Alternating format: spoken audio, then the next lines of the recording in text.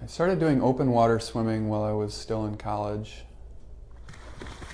And then in 2012, I did my first triathlon. And then in 2013, I did my first Ironman, which was my first real long distance swim. So training for that, and getting ready for that was when I got into the long distance swimming.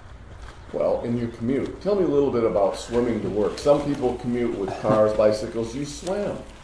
Yeah, I bought a house on 15th Street. I had been living out near Interlochen, but I bought a house on 15th and was thinking of all the different ways I could get to work, just kind of dreaming and brainstorming. And one of them was swimming.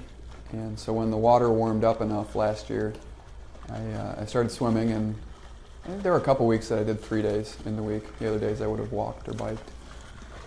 And that's a substantial distance, swimming to work and back home at night each day. Yes, I think I clocked it at one point, or did a distance at one point. I think it was just over a mile each way. That's pretty good swim. Yeah. Now, what you're doing now is still very substantial, going down the river from work, coming back out to the lake and back. Yeah, on Monday, I swam basically to where I would get out to go home and then back during my lunch break. So I probably swam 2 miles during my Monday lunch break. And how often do you do that?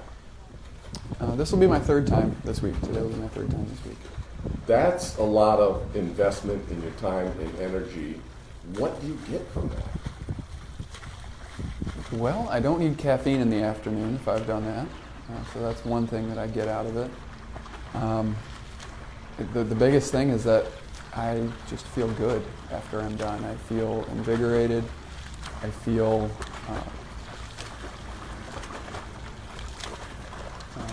my body just feels more at ease.